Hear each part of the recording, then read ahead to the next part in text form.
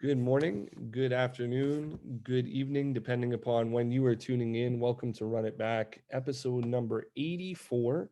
I'm your host, Menelik Fernandez. Thank you for joining. It's been a really exciting journey, and I really appreciate all the people who tune in, listen at a later date, or jump on the call and join us. The premise of Run It Back, again, remains the same, where we take teams that have played previously and we run the game back, so to speak. So we talk about things like preparation, we talk about in-game adjustments, we talk about matches, playing time, all those fun little intricacies that coaches like. Obviously, it's terribly niche, so if that's not your thing, now's your time to abort ship and get out of here. But if it is, I love it personally. I love learning from some of the best, and today we're very fortunate. I think I have one of the best on the show today. So the matchup we're exploring, and Alex, please correct me if I get these names wrong. I really apologize. But we got Palicanestro College Basket versus Orange1 Bassano, if I'm not Exactly. mistaken. Perfect. And we're, again, very fortunate, as we have been in many previous episodes, to have a coach from the game joining us. So today we're joined by the one and only Coach Alex Sarama. Alex, if you give me a second, I'm going to try and do you justice with a warm welcome to the show. First of all, welcome. Thank you for joining. Alex Sarama, for those of you who don't know, who are living in a hole, is, of course, a coach at Palicanestro College Basket. He's been there for a year and a half. He's probably, in my opinion, most well known for his public speaking, public teaching, and his involvement with basketball immersion, where he's sort of been like a creative mind developer, helper out with the site since June of 2020. He was a technical director at Elite Academy from July of 2019 to June of 2020. He has some NBA experience as both an associate manager and an operations director in Madrid.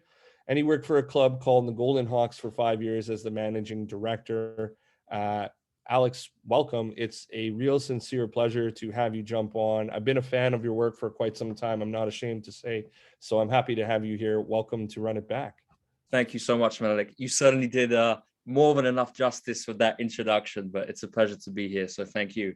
It's absolutely my pleasure. So let's sort of set the stage for those who don't know. What would Palicanestro College Basket? What league would you be playing in? Sorry for anybody who's listening. The game date here, I believe, is November 23rd, 2021. We're recording in December, so it's a relatively fresh game. That's at least when it was uploaded to YouTube. And sort of set the stage in terms of your league. Give us the background of age of players, talent level, where you are in the season at this point, all those fun things, please. Sure. So I mean, it's a really different project. It's very unique within the European basketball landscape. So firstly, we're based in Italy, as the name alludes to, but we don't have a single Italian player on the team. So all the boys are aged between, the youngest players are 16, the oldest players are 19. And it's essentially a prep academy team. So for most of the boys, their priority would be attempting to get an NCAA scholarship. And some of them would like to just play professionally in Europe and skip NCAA and go straight to the pros. So we have 9 different nationalities on the team. Wow. All mostly European, but one Russian and one Canadian guy. And I'd say the best prospects on the team are the youngest ones, the 16-year-olds. So we do have some really good prospects, I feel, who are 16, 17. I think they could be great long-term pros.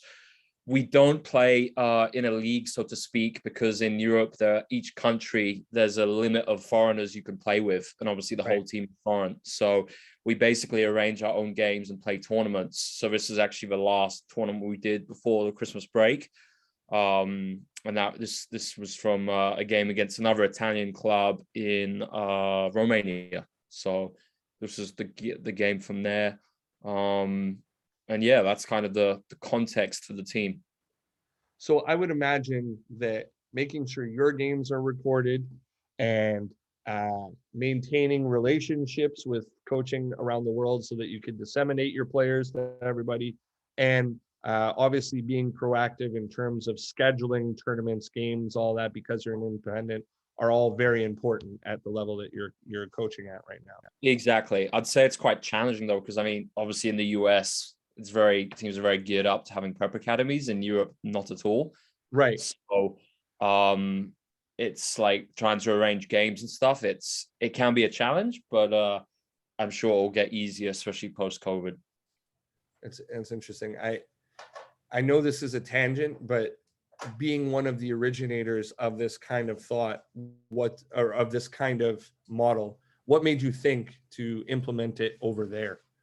So I'll be honest, I don't like prep academies at all. I feel like they're very transactional, and I don't want to speak in.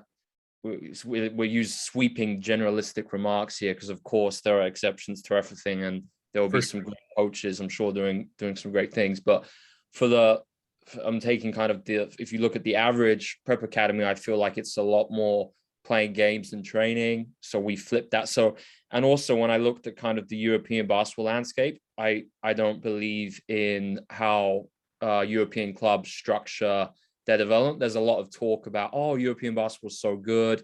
A lot of people from outside Europe, I feel, have a somewhat romanticized view over what actually goes on here. In my opinion, the reproductive style of coaching is dominant. So that means, blocked constant practice, honor drills, etc., etc. I think coaching is very transactional. Coaches are very authoritarian, dictatorial, whatever you want to call it. I don't feel like there's much evidence-based practice which goes on, whether that's applications to strength and conditioning on the court.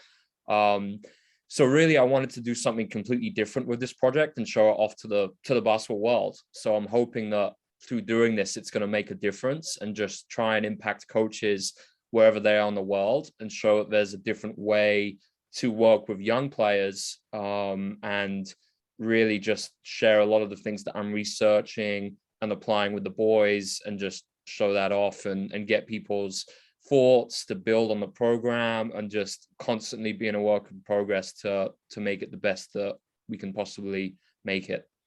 I love it. And my understanding of you through, I mean, obviously I've sat in on things that you've presented, but through people that, are mutual friends, or people who have been fortunate to work with you, is that you're somebody who's uber prepared, hyper prepared. So let's move into a little bit of the scheduling of your games, tournaments like this one, and how you prepare for these types of games. We talked a little bit, offline previous. You're not really doing the traditional scout, like here's a piece of paper, here's 12 guys or 7 guys or whatever, here's a couple of their actions. So lead us through how you would prepare for this. And if you don't mind, start sort of from like when this game would be scheduled, right? Like, hey, we're going to play November 23rd against this team or whatever. How early do you know, and how much are you preparing for them rather than focusing on yourself? Sure. So it's interesting when it comes to the scout. I feel like executing the scout and the time it takes to do it, in my opinion, is one of the biggest misnomers that we have in our sport. And I remember just pre-COVID, when I did a trip to the States, I was going around. That was actually when I was hanging out with Chris Oliver for a week in Windsor. But obviously, it's right on the border with the US. So we went to a bunch of different programs in Michigan, bunch of different D1 programs on the men's and women's side. And to me, it really surprised me that everything that was done didn't align at all to neuroscience and how people learn. And I remember at one practice, players were literally given a workbook of about 50 pages and I couldn't believe it. So that kind of, when I saw that and I saw the coaching staff disseminating all this info, that really was a moment that stuck with me. And it kind of, and when I knew I'd have a team and be head coaching, I didn't want to be that coach. So I wanted to, when it comes to scouting, I feel like delivering it in a way which aligns with how the brain works and how people learn is the most significant factor to consider. And on that note, I feel that especially at this stage of the season, early season, even halfway through the season, for some college teams and for an under-19 team, I feel like the scout isn't that valid. I feel like it's much more important to focus on actually our game model and implement our game model primarily and focus on that. And I feel like, of course, you can do some basic preparation for games, but it's got to be, instead of just preparing for so-and-so opponent and doing something completely different from your game model, it's got to be something that you have inherently within your style of play. So say, for instance, I don't know, we're playing against a team who are switching on pick and roll. Well, of course, that week we're going to work on punishing the switch, but it's something that the players have to know anyway within our game model. I'm not going to go completely off the script and prepare some type of 1-3-1 defense to beat them if it's not in our long-term plan. And so much of the time, especially here in Europe and in Italy a lot, I see a lot of teams who go completely away from their DNA, and instead of practicing according to what their players need, they completely flip the script and spend all the time worrying about the other team. And the biggest thing too on this, Menelik, is I see with coaches, I feel sorry for the coaches who have to spend all that time compiling that information. I really feel sorry for them. And it's like, for me, if I had like a full coaching staff, I would rather the coaches spent time doing other things. So reading, studying, so they can apply new things and come with new ideas, build relationships with the players, and just have fun. Like, instead of working the whole time, I don't know. I'm sorry to interrupt you, Alex, because I love this stuff. I think you're hitting it right on the head, but I think you'd be banned from some practices over here from even mentioning some of this stuff. I know, right? and I know a lot of the stuff.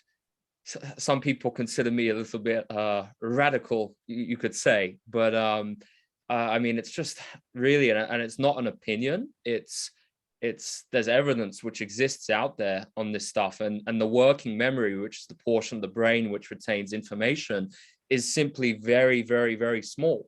And as soon as you overload the working memory, the capacity to take on other things, you can't do it. So for me, it's like, even the premise of in 1 week being able to execute a scout, it's simply flawed if you look at just how the brain works. So for me, if coaches started looking at more neuroscience and just basic motor skill acquisition, they would quickly come to the realization that the traditional scout report as we do it is a flawed concept. And I feel like the time can be it can be greater invested in other areas. And I mean, I speak from experience too, just because with my club, they have a Serie B team. So it's my prep team and the Serie B, the Italian team.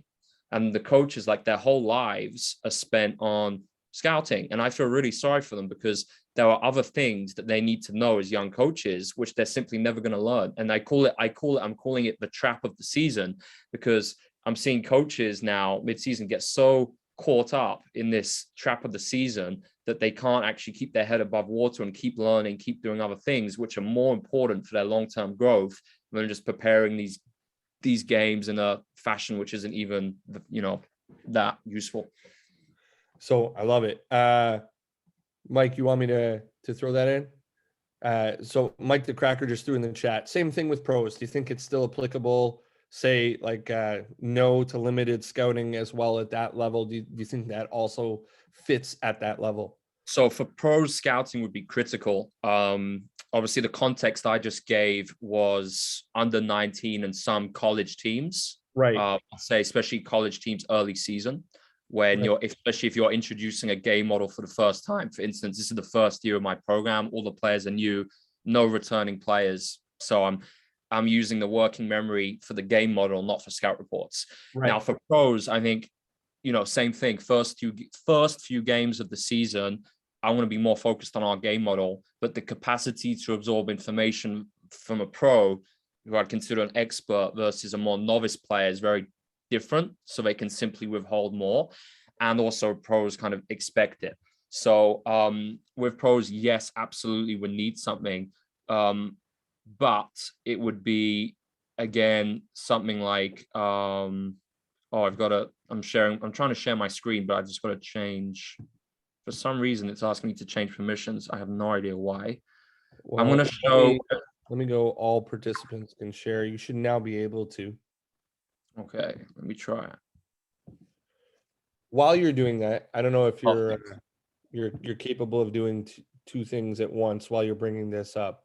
I am. I'm dealing with some significant cognitive backlog today, where I'm doing this project on shooting, so I'm feeling it a little bit.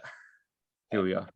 If I'm a layperson, I'm going to ask you after this to sort of walk me through at the level that you're at. You said obviously there's some specific game prep that needs to be done, but then there's also like the long-term model that you're building in and the long-term learning. Can you sort of break that down, and from a really basic standpoint, give us which fits into which box, please? Sure. So sorry, explain that again, Menelik. Let's go through the first, Yeah. and I'll Okay, be better able to articulate my question after you give this. Cool. Like I said, my my working memory today is completely overfilled. So I took this from an NBL team. I'm not sure what team, and I adapted it a little bit. This is something I'll do for pros. No, it's all on one page. Yeah. So again, I don't think you need 12 players. Even 10 is maybe too much. Like if it's a guy who's like this 10 minutes a game or 7 minutes a game, I don't think I'll be putting them in unless I had like veterans who really demanded it. So maybe I'd just focus on 6 or 7, depending on the rotation. If we were a keys to victory team, I could have 3 things in there, and then I'd use colors to kind of show key things, have their calls on there, and that would be it. I think the key thing would be, if I had a pro team, using the whole week to kind of integrate, whatever the matchup is, integrate that into everything we do during the week. So even in things like the warm up, trying to integrate, say we're going to be using, I don't know, an ice coverage against them, and that's kind of what we decided on. Maybe in the warm up we do some type of reinforcement of that biomechanical technique or whatever, just to constantly reinforce what we're doing. So instead of giving them paper and being like, execute this, it's not knowledge of, it's knowledge in, and that's 2 different things. So you can have knowledge of something, i.e. you can get a sheet of paper, read it, and know how to execute it, but it doesn't mean that you're going to actually do that when the ball is tipped and you start the game. You have to demonstrate knowledge of and knowledge in, and that means demonstrating understanding through actually showing that in parts of the practice, practice, right? Right. So the use of the video would be very creative, and also understanding working memory would be very important, because again, if you go in and you give all this information at the same time, it's not going to work. So you kind of have to scaffold it, and it's a science to it. Every day you can build on it and do something, and then you use retrieval practice. So maybe as soon as you do something, players will start forgetting it. It's just the way the brain works. It's like anything. The moment you stop doing it, you start forgetting. But then the second time you do it, of course, you still forget it, but you forget it at a rate which is not as vast as the first time. And then the third time you do it, it's becoming more and more ingrained. So then if you really want to apply a scout properly, you have to plan for retrieval practice. So for instance, what that would look like in context, say we're looking at LA slice here, and we look at how we're going to guard that on the Monday in practice. We let them forget on Tuesday, and then Wednesday we come back to it, and then maybe Friday we do it one more time. So we've allowed for retrieval, and we're it's a much more of a scientific process. Now, I don't know if any teams in the world are doing this, but that would be if I was running a European professional team where I had practice time, I would plan it. I would plan the scout based on working memory and retrieval practice. In the NBA, step in for a second. I'm really sorry to interrupt you. With that process, how early would you start that planning? So like, would you have a yearly training plan and then be like, this chunk is for this team that weekend, and I'm going to break it down in the way that you just mentioned, because I know they're a heavy whatever set team, so we're going to break it down this week where we're spending that amount of time? Well, I like all my documents, so I would use my game model template. So this is one you actually sent me. So yeah, I like this. This is a season plan. So I would start with something like this. So my coaching staff, we're all on the same page, because being connected to me is something I consider to be very important. And I want my staff to have the bigger picture. I don't want it to just be in my head. So I would come up with something like this, where I show what we're working on each month, and I would plan it for the first 3 months of the season. Right. And then the whole second half of the season could be just scout and opponent specific. And then the reason why you can do it like that is then it's often the second time you're playing teams. Well, here in Europe it is. So then you know what they've done first time. So it's kind of like, but at the same time, this changes a lot. It has to be, the thing with any document is it has to be a living document, and it can't just be something which you write and you never amend it. It defeats the object of having these. So it's important for one to consider that if they wish to use these kind of templates and resources. And of course, this would change. So if we know that there's a team who are going to be using some type of pick and roll coverage based on what they did previous years, etc., then we could do that at the start of the month. But it's quite loose, and it's not super specific. I don't believe you can say, okay, week 1 we're doing this, week 2 we're doing this, because like you said, it would depend on scheduling and a whole plethora of other factors. So that would be kind of what I would come up with. And then I'm sorry, may I ask this while you search for the next one? That particular document, you speak about it being a living one and constantly updating. How would you disseminate that to your guys? Would you give them a paper copy once, and then each time you make changes, you would just talk about it or give them a new copy? Or is it like a Google sheet that is consistent? Okay, so we have everything on Google Drive. Great question. Everything is on Google Drive, and I would follow the organizational checklists we have, which are here. I came up with this after Atul Gawande's book, Checklists. Right. So these are the checklists I would use to plan. So it's everything from staff onboarding to building our culture. Right. So the staff onboarding section is what you can see on the right. And it would be the first thing we actually do before our first meeting as a staff. I would share the key documents and presentations with them, which would include this. And that would just be allowing them to disseminate it in their own time. Typically, this would be in the off season that we're doing that. So maybe we're still on break, we're in different locations, whatever. Then I'd meet individually, talk about the season ahead, their role, their individual goals. And I'd just ask them questions in terms of whether they were with me the year before somewhere else, what did they like the most in the last role, what did they like the least, and if they could change anything, what would it be? Then XPS is basically our AMS system. So we'd add everyone on that on the WhatsApp. I have a role description for every staff member, so it's completely clear, so they know what they're doing. And then individual catch-ups every month for each staff would be scheduled. And this is so it would be step 1, sharing these documents at the start. Would you only share these kinds of things with staff, or do players also get some sort of template that's a living document as well? Okay, so the players would get this one. Right. And I've tried to keep it 1 page, so it's the offense on 1 page. So it's very I love that you're doing my job for me. I appreciate it. Sent me this stuff and you're like, here's the next one. And I'm like, all right, I'll just sit back and hang out. We're good. Oh, good. So I would share that. I share the shooting challenges with them because these are very important. These are the shooting challenges we do and stuff that they can do in their own time. And I would share the glossary, which is right here. The glossary I would share with them. And that would be it. Because again, I don't want to overload them. I wouldn't give them a PDF playbook unless it was maybe a veteran pro. If they asked, I'd give it to them. So I have it prepared. It's here. But I would prefer not to give it to them. If I had the resources to do it, Menelik, I would like to develop some type of VR where I could put things into the VR and do it, but I would need a good budget, like an NBA team budget to do that. But that would be, if I had complete control over what I was doing, I'd put some things into that so players could experiment with VR and that to me is what 21st, and that to me is the future of scouting too, using VR. Interesting. That's very interesting. I'd be curious to see what that looks like. I would be a Or be complete newbie. quizzes.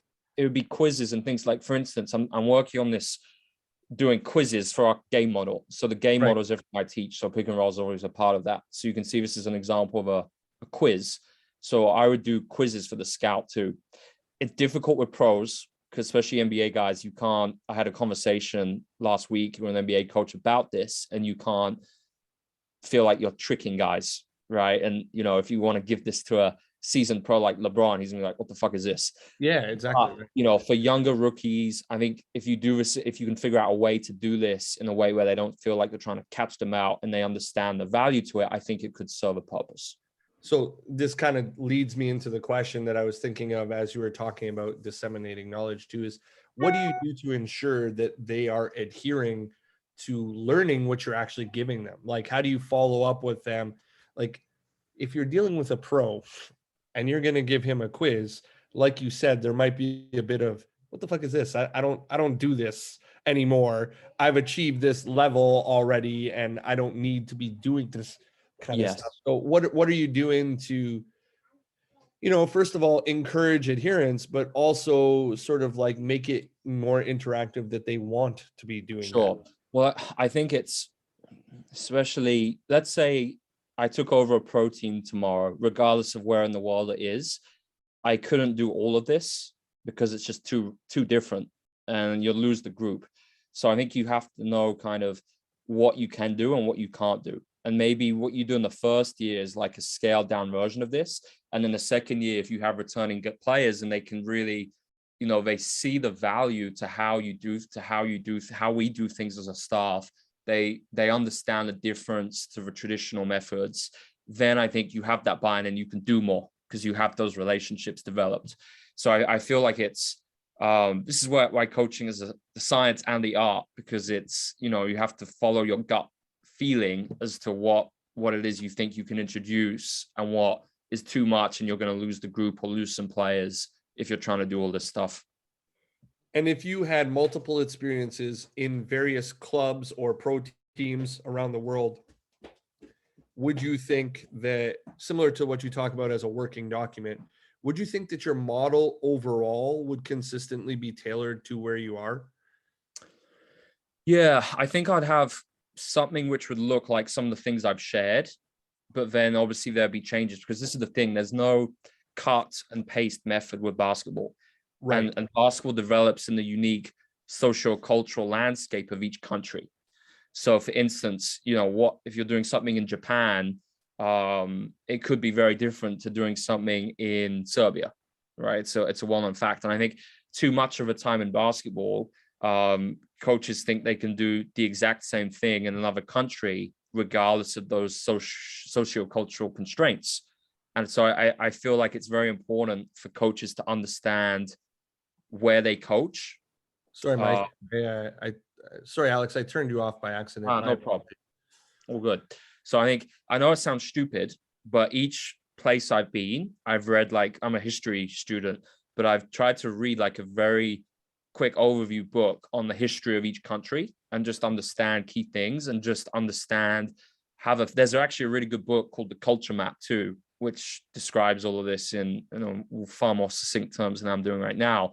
But it's basically talking about all the different differences which exist and how you can kind of circumvent that through having an awareness of it and managing that. So I think understanding the environment you're in and having self-awareness is critical, because that shapes everything you do from a coaching perspective and what you can do from all the stuff that we're talking about right now. I love it. I think it obviously would make you more relatable to a lot of guys, but also, like you said, have to understand where you're at. And I think one of the things that I talk about a lot is like coaches who cross certain boundaries too soon. Like they pretend like we're really good friends, so I can say this and I can say that. Chris, take care. Thanks for joining. Sorry, no, it's Mike leaving. My apologies. Mike, take care. Thanks for joining. Cross certain boundaries, act like we're buddy before we actually really are friends, and it kind of creates an awkward scenario. Let me go back to my question that I sort of inarticulately posed before. You're obviously very big on like the pedagogy of coaching, like the teaching elements, etc. Yes. The actual implementation of certain stuff is sort of what my show focuses on a lot of the time. So you did mention that there are certain things that go in the bucket specific to game preparation. What would be an example of some of the things that you would give your guy Okay, specific for a matchup? sure. And let's try and gear it, let's say, for this team, for this matchup. And just so you know, you're still sharing. I don't know if Right. you. You know what? I'm going to try and find something. So, Sure. you know what I would do? I would deliver, especially with like college age or under 20 teams. I'd deliver it like a James Bond report or a Mission Impossible thing. So again, we try and make it fun. I actually want to see if I have an example. I haven't done this year because, like I said, I'm not going to do anything until the second half of the season. So I came up with this, which I did last year. I called it the Bond system. So I actually just watched the last James Bond, terrible ending. But Spoiler oh, alert. oh man. So we had kind of, this was coaches. So we summed it all up. And then the whole scouting system was based off that. I want to see if I still have the presentation. I'm not sure I do, but basically what we did was we had the objectives of the mission, and we had, again, rule of three. So three things maximum. Right. And we did it based off video. And we just did it we did it like, it was really entertaining. Like we had videos of Bond with like all the corny jokes coming in, and then we'd show like the basketball clips. I had like a clip of Jaws superimposed, his face superimposed on their main player. So it was like very interactive, very funny, and the guys really enjoyed it. And we were in and out 12 minutes, but it was like a really nice atmosphere. And I just remember at the time, like the guys were laughing. So we were serious, but like everything I do, I expect the guys to be committed to it, but I'm big on a sense of humor. So So this is awesome. I'm sorry. I'm going to interrupt for a second. Oh, it's good. I had Cody Toppert on a long time ago, and I've seen him present numerous times. And he's kind of a proponent of the same thing you're talking about, right? He'll throw in humor all the time. He'll try to keep things short, succinct, and rule of three. He might do rule of five, whatever it is. What's the preparation time for you on creating a video like that? Because you talked about feeling sorry for certain coaches and them not being able to apply their time where you think it's relevant, etc. Sure. What's the prep time look like on something like that for you? To be honest, now I'm really quick at it because of all the time I've spent practicing it. So it's like anything. I mean, this is where, I don't, deliberate practice is one of the things that's very misconceived. However, I have had a lot of deliberate practice hours doing various presentations and videos just on iMovie and Keynote on the Mac. So, I mean, I could knock out. So basically, say we had one team, say for this Bassano game that we'll get into, Sarah was doing this Bond assignment. I would watch their game back, come up with the three biggest things and no more than three. And those three things aren't going to have detailed subtopics, because what I see a lot is coaches have a rule of three, but really it's 9 things. So it's not separate subcategories within each thing. And the 3 things are just the things we feel will have the biggest impact on the game. I would come up with some planned adjustments just in case we try stuff and it doesn't work. And then I make the video and make it interactive, using video to support whatever it is we're doing. I would then make a crib sheet. And again, sometimes this can stay the same, but this would be like an example of a crib sheet for a game. So it just has some ATOs that we might do to prey on particular coverages or personnel that they're running. Would your guys get this, or would this only be for your staff? This would just be my staff. And to be honest, my staff this year, I saw the question, I think from Chris, I've got one basketball / mindfulness coach, but John Giesbrecht is way more of a mindfulness coach. And Stuart, my athletic performance coach, he stats things in practice for us. So, because for me, I believe the strength coach should be involved as a basketball coach, not just do the warm up or whatever and lift. No. So for me, the game model, it's a synergy between all of us as a staff. So he does some statting during the games, but because I don't have a specific basketball coach helping me, a lot of the kind of the workload is falling on my shoulders. So but it's a good, I'm kind of using that as positive framing because it's a good opportunity for me to get better at this stuff and learn it. And then hopefully it'll just be easier in future years as I have more of a coaching staff, as I work within a staff, etc. Yeah, it might also be like you've become so good at wearing so many hats that you might be disappointed in certain people's output based on what you can do and how much time is required for those things. But I'm a small college coach. What do I know? So that being said, for this particular game, what sort of things did you really identify as like that Sure. rule 3 going in, like, and just sort of guide us through your process walking Okay. into the game? So we spoke about it was two things. Sometimes it's two things if I feel like two things are more important than three. Because even then with the rule of 3, not all the time the third point will be remembered. So we Right. spoke about pace, which was number 1. Again, most teams in Europe are very traditional, walk the ball up the floor, run sets, blah, blah, blah. That's how most European teams play. I don't know what it's like in college because I haven't really watched any college basketball, but that's what it's like here. So it's I call it classical. It's very classical. Right. And that's youth teams and pro teams. But the thing is, obviously, in at the highest level, the teams are so good in EuroLeague with their set execution, and it's effective way to play because the detail is incredible and there's some really good coaching going on. But still, for the most part, it's traditional, low pace, set based, etc. For this team, they had some good size. Right. So we spoke about the pace to counter that, and then just in terms of guarding the post ups, trying to lock left and just contain it 1-on-1, and we could help on double off non-shooters. But that's all we spoke about. And to be honest, we don't use any post ups offensively. You'll see in the clip in the video because we don't have any personnel, and also the traditional post up is a low value play type. There's no getting around it. It just is.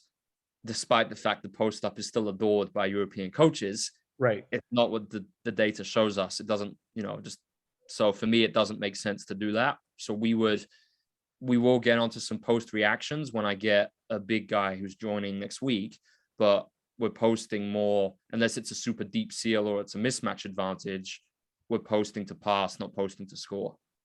So that's why we haven't worked on it much defensively. So I think, to be honest, I haven't watched this game back since I did the video breakdown from it in November. But I think they preyed on us post-up wise, and I don't think we did a good job containing it, if I'm right. I can't remember.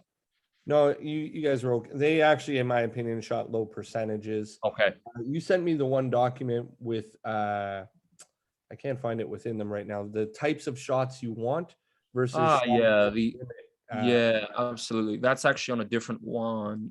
I have it right here if you just want to look at it real quick. Oh, great. Let's do that. But yeah, just an overview.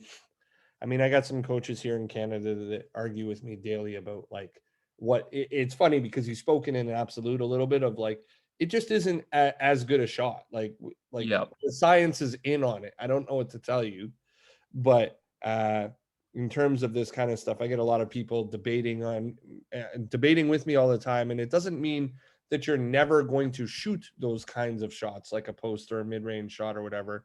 It means that there's a hierarchy and you're trying to get the better shots first and more of them, obviously. Exactly.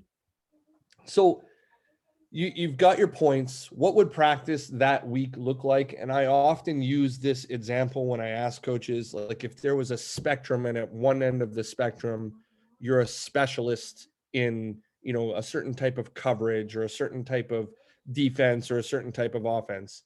And at the other end of the spectrum, you're sort of like a jack of all trades, being able to do everything coverage wise, on screens, do everything coverage wise off ball, do everything offensively.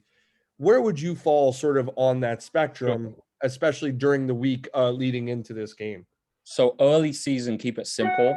So we just went drop cover. We just did drop coverage, week coverage, everything. They didn't even know, what a coverage was, and they couldn't commit to executing it. So, I call it random coverages, where you mix coverages and use lots of different things. Right. That was just not realistic. Then again, we did after I felt like the weak coverage was good enough, we added switching and learning how to do an aggressive switch and choke the roller. So I mean, switch underneath so they can't roll and start dominoes. So you contain it to a 2-on-2. Then now, kind of the month before, so as soon as we got back from Bassano, from this game, the whole month we spent doing playing against show coverage, playing against trap, playing against ice. And we're gonna in January we'll do a retrieval practice. So I'm gonna see all their coverage solutions against switching, shows, traps, drops, ice, because those are the 5 we've done.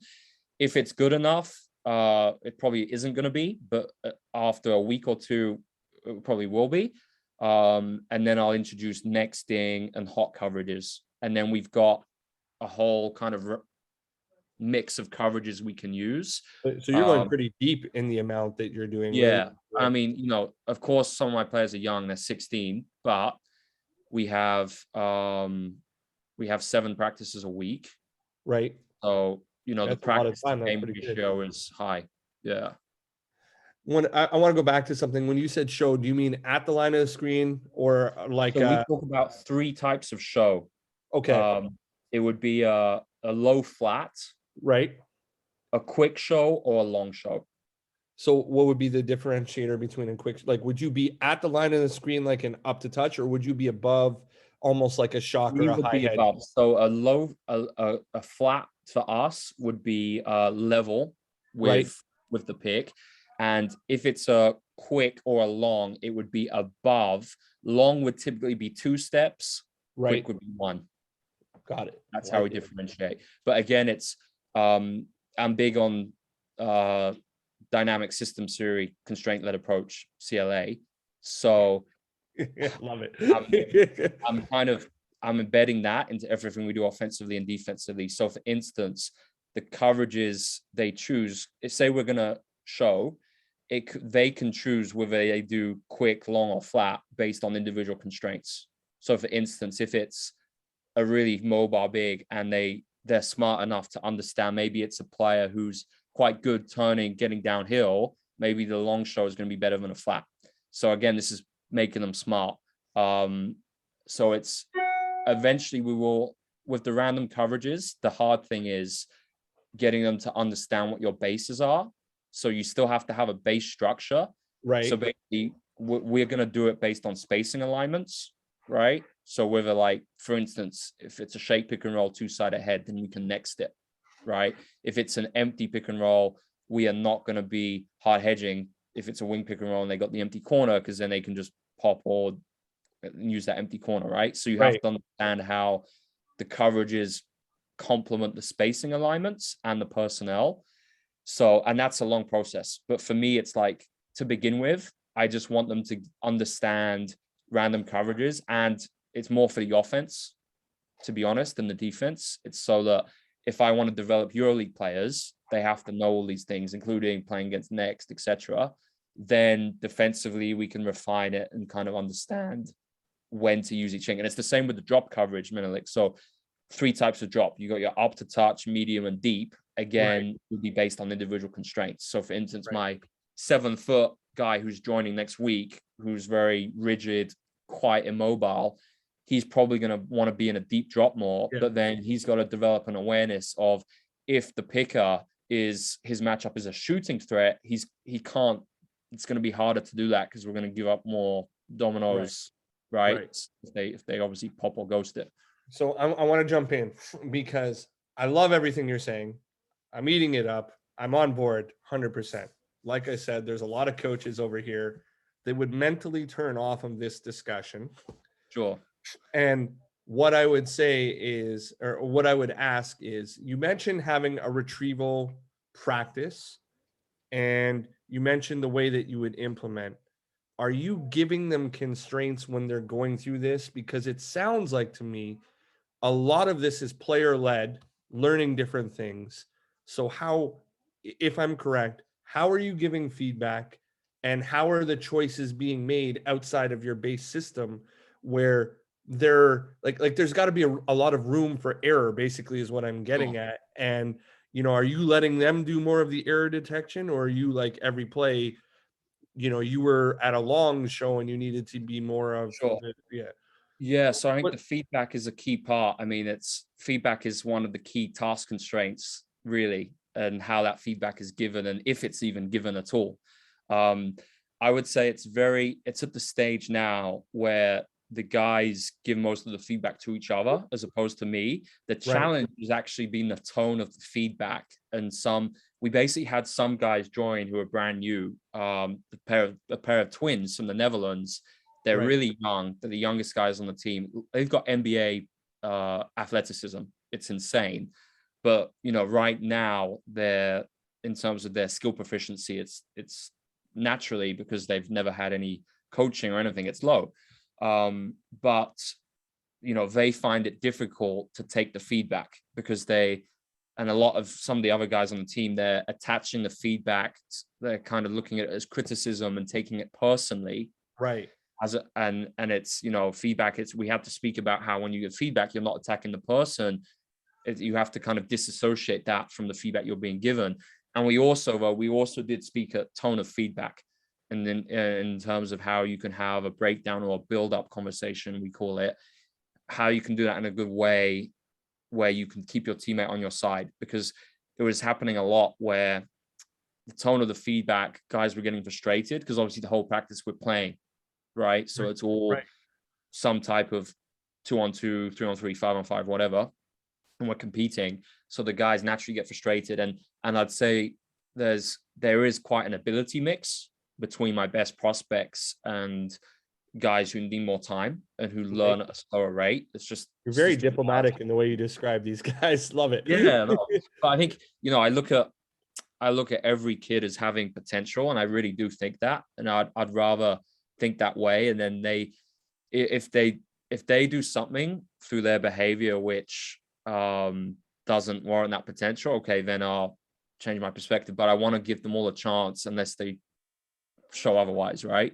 So I'd never kind of talk down or anything. I think a lot of coaches can be quite dismissive, and it's like, even the worst player on my team, it's still my job to build his dream. And it's like, as a coach, if I can get him playing in the second division in his country, then that's an accomplishment, right? Of course, exactly. Yeah. So I think feedback is critical, and it's a key part of the CLA, but obviously you have to be willing to cope with the mess and the struggle. I think that's the first thing in terms of using these different approaches, and the coach is more of a facilitator necessarily than an instructor. Love it. Let's talk about in-game then and post-game, because I think this would relate to feedback.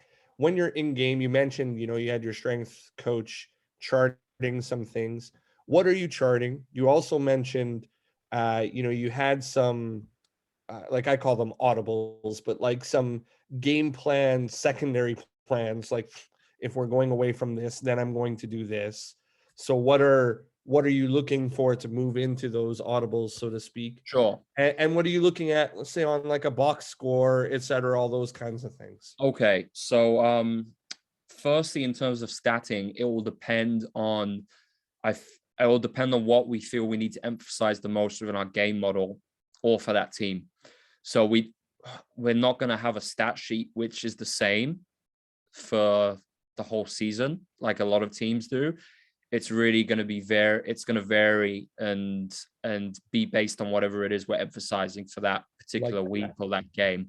Then with the box score, John, typically when we have games where we have a box score, because it's not most games, in these games we had them because it's professional, but John will review it and he'll look at the stats that we spoke about that kind of align with whatever the things we spoke about were. But we actually don't do a pre-game speech. So it's based on whatever we kind of emphasize. If we spoke about it earlier that day or in the week, it will be based off that, right? So for instance, pace, let me give some tangible examples and be more specific.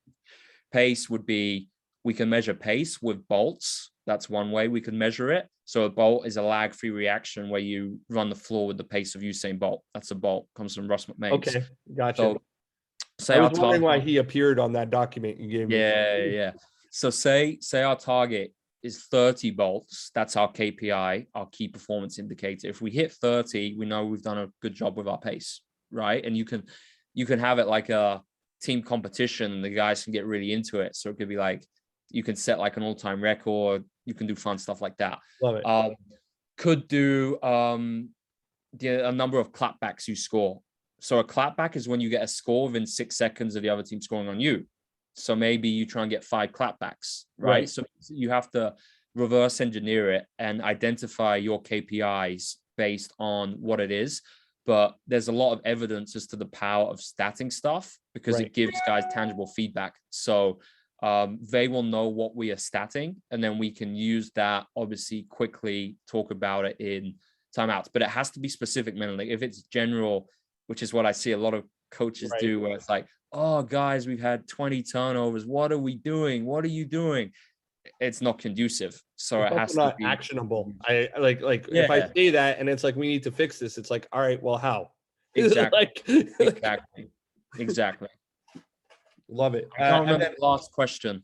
The post game reporting. So I've given him many different times. I've given him credit on this show.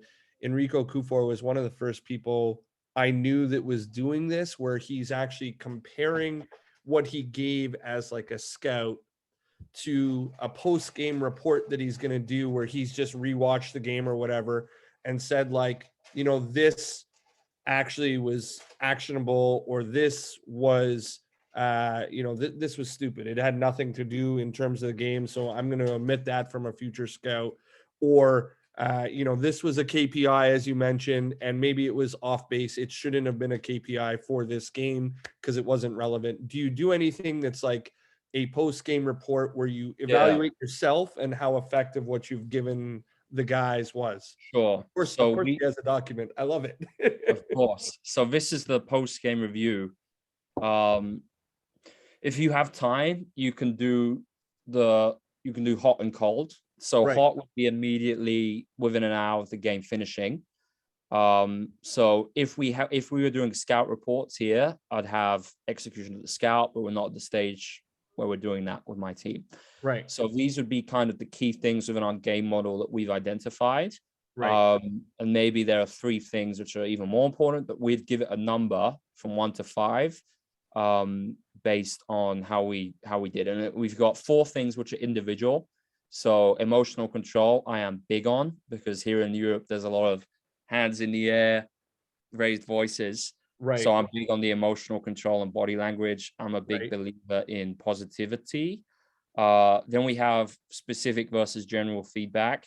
So, and we all have times where things aren't going our way, and you kind of catch yourself going into that downward spiral of commenting, giving general remarks. We've all been there. So it's very important to try and stay specific as opposed to using generalistic remarks, individual role, and then providing solutions. And then we have the team performance here. So we give it a number. And then if we watch the game together as a staff, I don't expect my staff to do it because I want them to have a social life. Right. But if it's me and the assistant coach, I would expect the 2 of us to watch it. Strength coach, mindfulness, I would not. So then the cold review would give the ratings again, but after we've watched after we watched the film, so maybe the next day. And the key thing is here that the other coaches cannot see my marks because it influences their thinking, right? So gotcha. So they have to basically. And I'm sorry, this skill was a 1 to 5 skill. Is that what I saw on it? 1 to 5. Exactly. Now, the key thing is how you kind of use this data. There was a really good, I just finished reading Rob Gray's book, and he spoke about how nowadays, and especially in our sport, basketball, I thought this was so relevant. He said about how there are so many data scientists and all like analytics. And I think that's important, of course. But the thing is, people don't interpret the data. Either they don't know how to, or it's not done, right? So again, this is futile if you don't do something with it. So maybe it means that, you know, you don't want to throw your season plan out the window, because that would be reactive if you're doing Right. that. But maybe it means that, say you got a score of 1 in high value shots, maybe you got to emphasize it that week with more task constraints in the practice, right? So you think of a task constraint where maybe if they take a low value shot, it's -1. It's super Right. simple, Right. right? So that's kind of how you could go off this, go off this data that you're kind of coming up with, if you want to call it data, I don't know, whatever it is. Well, I love that you mentioned exactly, like, there are so many guys that I share with and we go back and forth that I know if I send them something, they're not going to read it. Like, I'll be Yes, like, this is really interesting. What do you think? And they'll be like, oh, it's great. And I'm like, I know you didn't read that. like it took me, 20 minutes to read this whole 20-page article and you replied in 5 seconds. Like, you didn't read this. Get out of here. So I agree heavily with all these new analytics, data points, whatever you want to say. If they're not being interpreted or not, you might as well just not do them, basically, because like you're not learning from getting better from it, type deal. uh exactly. Alex, I've loved this portion. Thank you. I'm going to move into a little bit of film, Right. unless any coaches have some questions. This is obviously quite a bit more specific to the game at this point or whatever. I pulled, I believe it's 15 clips from the game. And really, it's just a matter of want to see, hear what see, what you hear, what you think about particular things.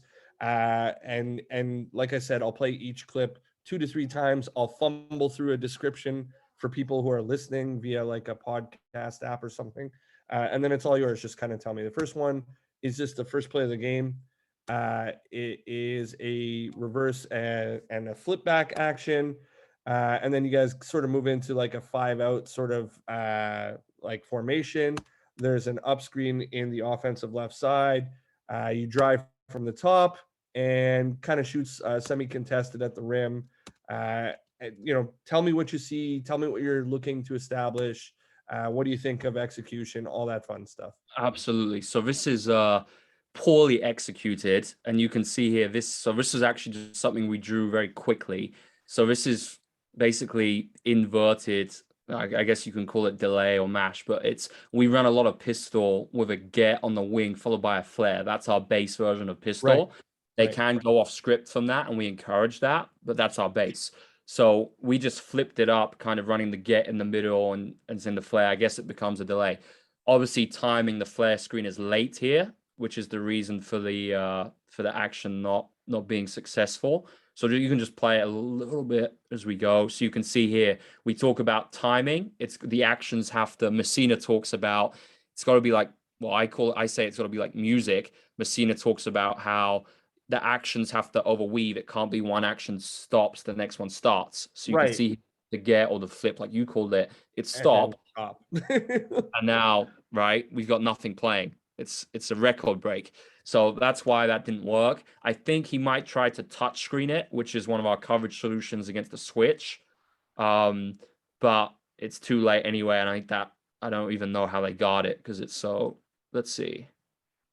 Yeah, so nothing happens. Contested shot. I do think though it was the right decision on the drive, because it's a dominoes situation. But then he's drawing that second defender. Vision wise, it's interesting. Just done a lot of reading recently on cognition and just vision. Like if you don't see something, you can't make that decision. And you can see here just with his head position, he doesn't even see number 27 in the corner. But Right. that's okay. It's good to have clips like this. Really good. Love it.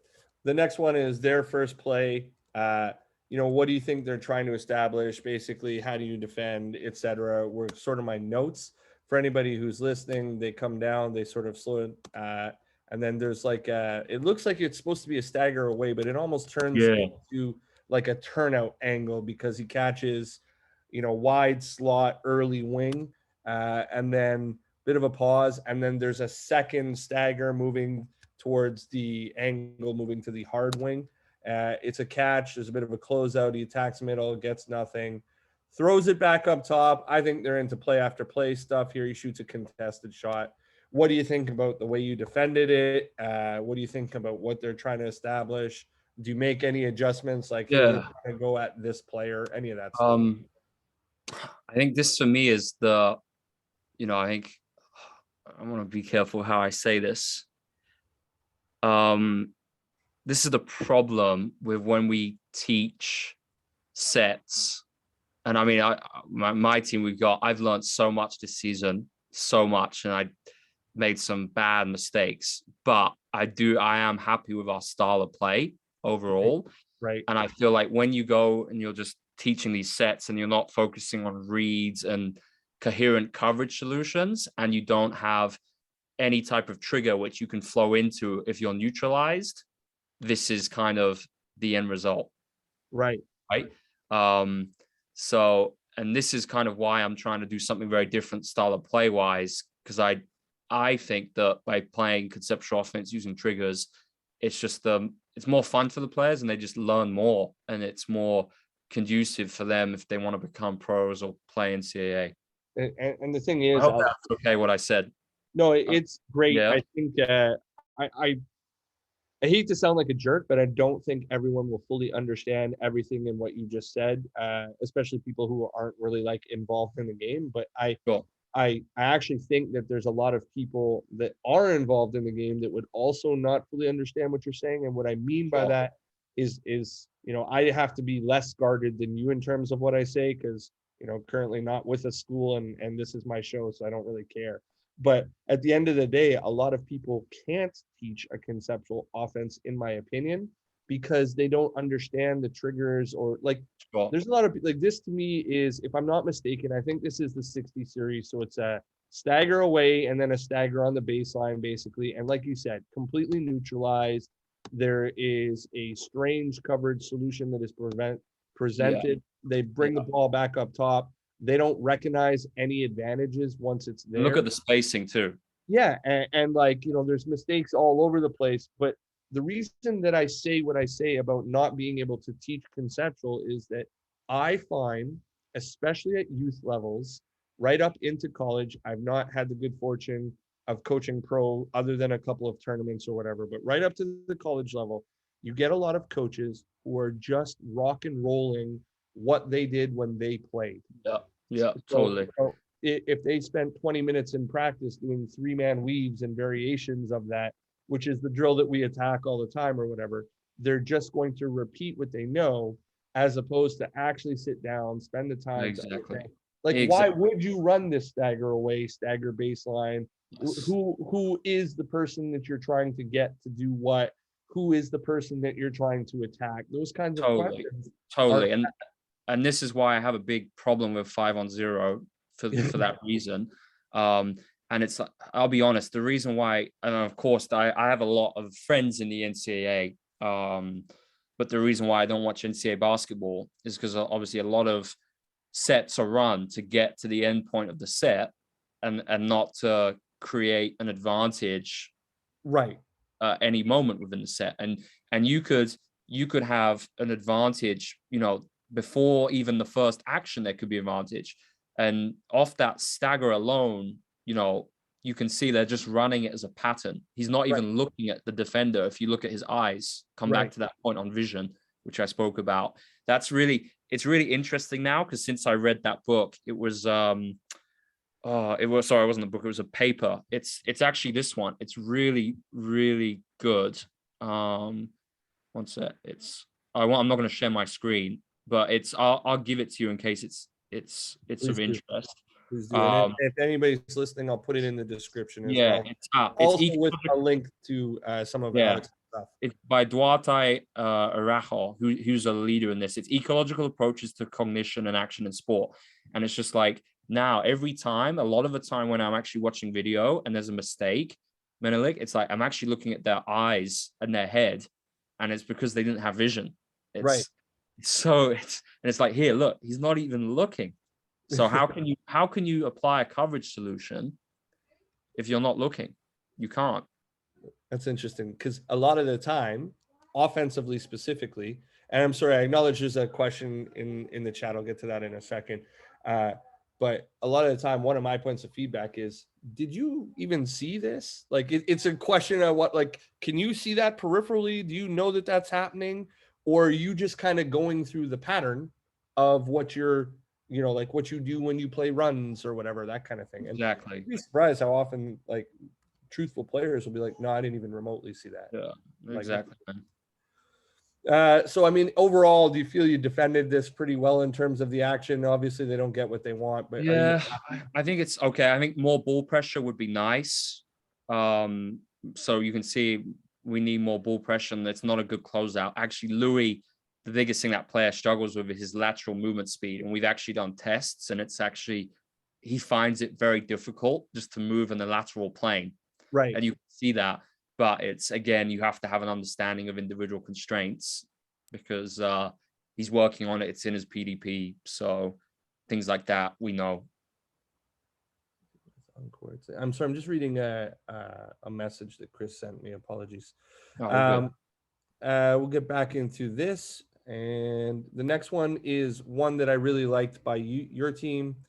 It's just a simple ball screen that happens offensive right slot, slips out of it. And then at the same time that he's slipping out of it, the strong side corner is cutting to the other side, and the help side two side are not interchanging, but sort of like a flare screen on the low defender type deal. And then we reverse the ball, open shot. Talk to me about triggers, automatics, execution, all that kind of stuff. I actually really love this action. Simple, effective, worked really well in my opinion. So this is all done without play calls, and it's completely conceptual. So on that weak side, often we will actually just hold, especially if it's an aggressive coverage. We will just hold the two side. But because it's overhelp in this situation, right, that kind of is a great decision to go set that pin in. Really smart decision there by Arimas, and he's 17. So for me, like the fact he can recognize that's a big small win that I would highlight in film. Everything we've done on pick and roll this year, so that's our shake spacing, two side, front side, single side, back side. Okay. So we talk about three things that, and it would be basically we're going to be more defined with roles in the new year. I would never have Linus be a picker, but right now everyone's the same size pretty much other than Arimas. Now I've got two bigs on the team. It will be more specific. So for instance, I'll have Linus, who's like, could be a EuroLeague point guard. He will handle the ball. He will never be a picker. But if he is in a situation where he's picking, it will be a ghost screen, right? We do that a lot, and I'll come on to that later. So cut the pop, because we see the ghost. We know it's happening. So that's why 24 is clearing out. And we did three things on every single pick this year, unless it was a drop coverage: slip, flip, or ghost. So we would, those are the three things they could do on every pick. So we keep it simple, rule of three. Three things you can do: slip, flip, and ghost. You would only pop if it's a ghost. So if you slip or flip, you're rolling, trying to put pressure on the rim, get a tag. And I picked those three because they're multi-purpose. So typically playing against switching, obviously the slip and the ghost would be to punish. The flip would be prevention technique, right? But then we have something against everything, because obviously against aggressive coverage, it's exactly the same. And then against drop coverages, you could flip and then roll, right? And you can ghost, and you can sleep. I'm very sorry. I got 2 points in there that I want to ask about. First, the slip and the ghost. For you, the slip would be specific. I'm going to the basket. The rim, exactly. So I'm big on would be specific that I'm popping out. An NBA coach spoke about this with me on Twitter, and he was like calling it the same thing. Or for me, that's a because I've heard it used interchangeably. For me, that's a big no-no, because you have to have clarity in the storm, and if let's say it's a 2-second game, and it's like, all right, we're gonna just, it's 2 seconds on the clock, no timeout, we're just gonna ghost it, and then they do something different because they don't know what our terminology is. So for me, no gray lines whatsoever. And then that would lead into what was my second question.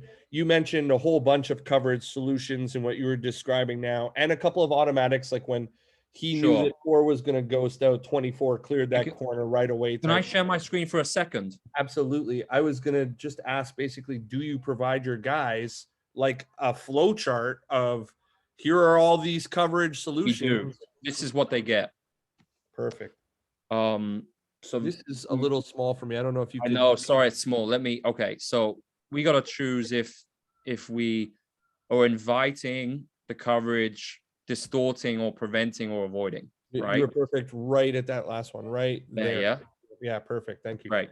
So, there's a matrix, so they can choose. So they can, if we're so confident that we're going to punish a particular, and this credit to Ross and Zico for this.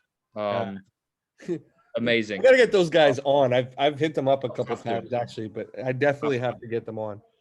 And I think I've tried to build on a lot of their ideas, especially with the teaching of it. I feel like my biggest strength is the how to teach and bring it out. So that's where I tried to take this and build on it.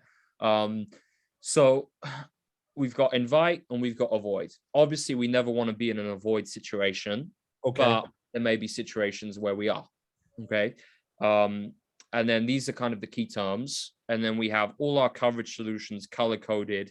So conservative coverage is below the point of the pick. And again, we call it pick or screen. So screen is off the ball. If it's like a flare, screen away, zipper, pick is on the ball. So it's consistent. Right. I actually, the first team I was with at the college level made that distinction as well. Screen is off, pick is on, know it, don't interchange it. Yeah, exactly. And that's been tough this year because I've been changing my terminology and I find myself saying ball screen. I'm like, oh shit, pick. But it helps. I think it helps. And then you can see, so we've got our invite and punish coverage solutions here out of our 3 spacing alignments, right? Because obviously we're playing against the show. If we're in middle pick and roll spacing, then instead of passing ahead, it's a pass back and the relay in or the swing. If it's shaped, it's a pass ahead, right? Wherever the 2 side is. So we have, these are the 3 spacing alignments we would end up in organically based on how we arrive down the floor, right? And then if we prevent it, these would be our prevention techniques. Now, this is advanced Menelik. We have not done all of this. So we have not done next or hot. And we have the preventions we've done have only been this against the ice we've covered because it's pretty easy. Right. We've double drag with staircase we have. And we have all these against aggressive, but we don't have the other ones. And all the punishments we have are in.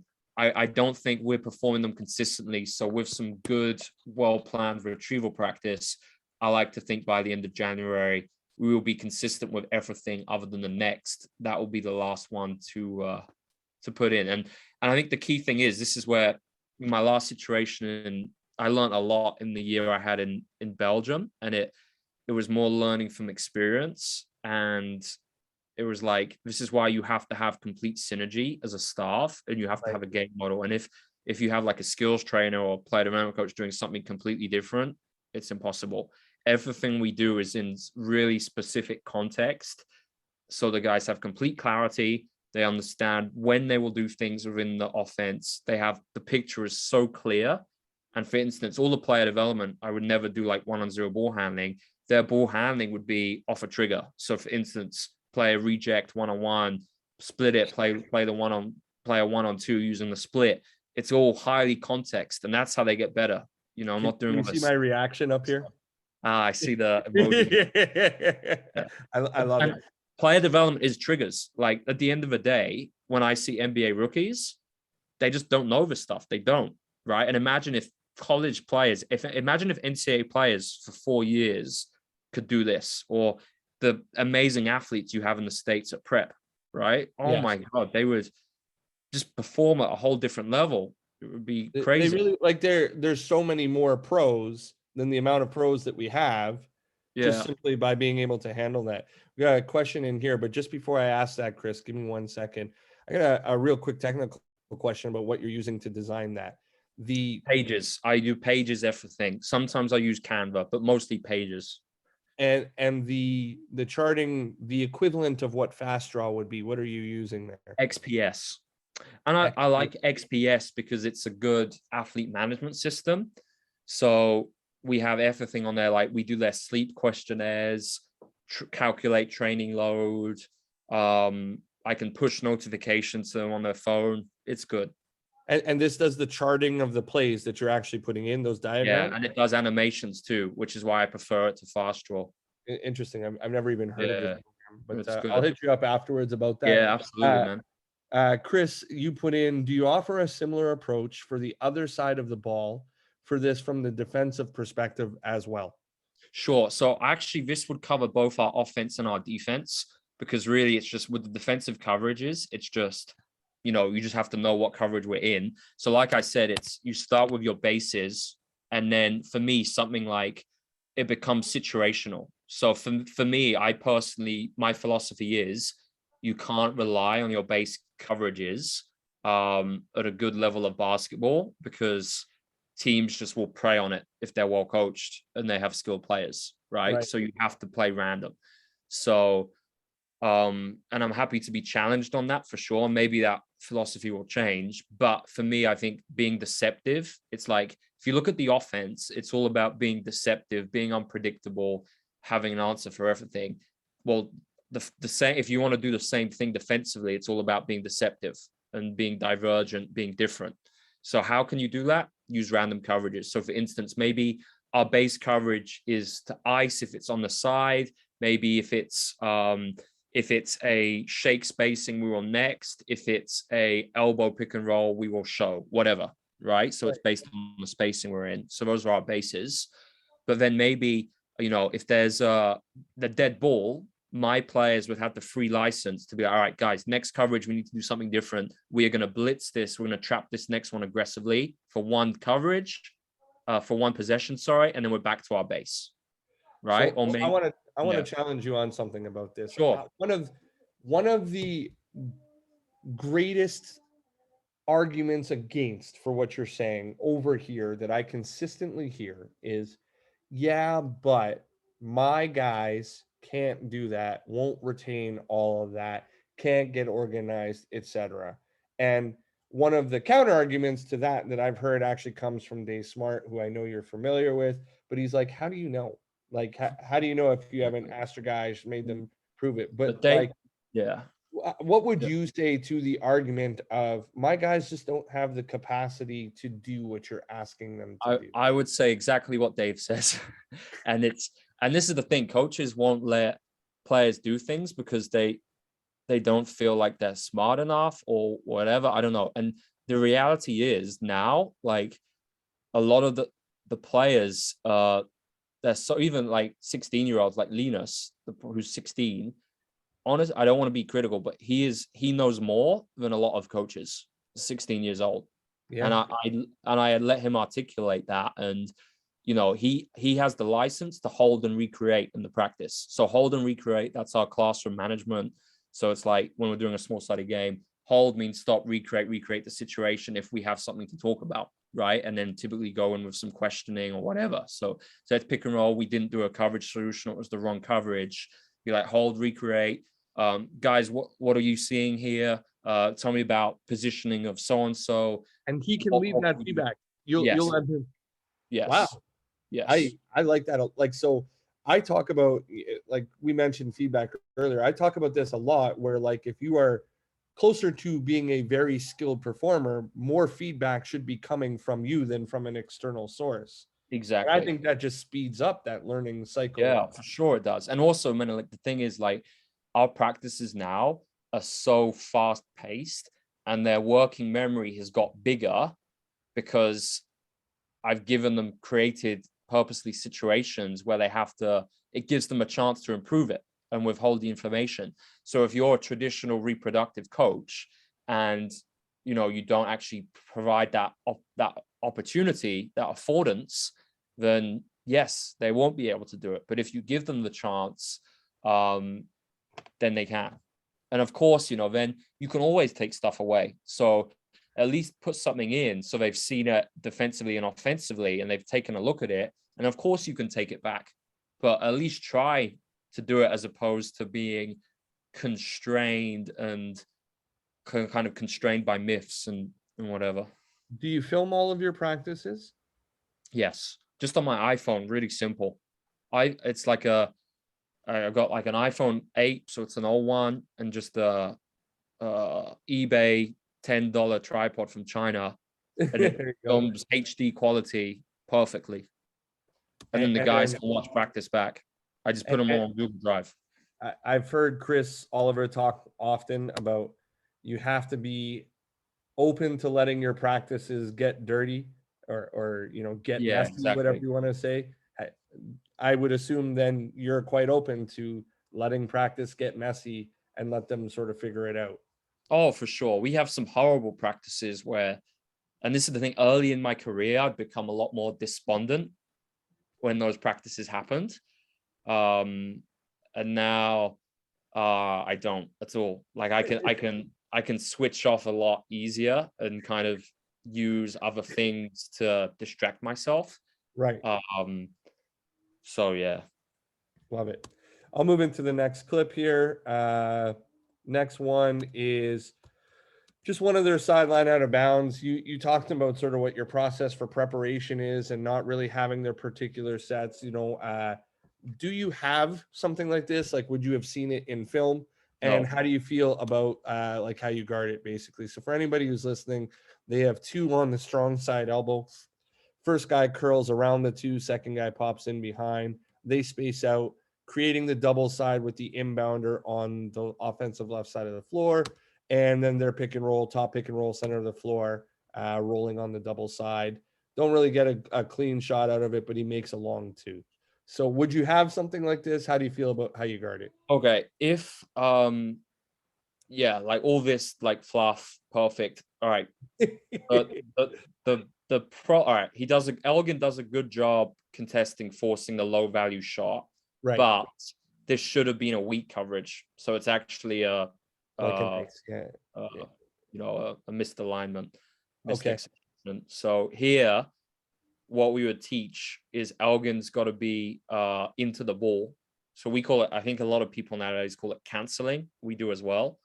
I think it comes from Liam Flynn. So he's got to be. We're talking about this player right here needs. Yeah, he's got to be into him. And because it's a weak coverage, well, we're not even canceling. It's a push, right? It's a nice coverage, right? Because it's weak, keeping him to his left. So he should not be allowed to use that.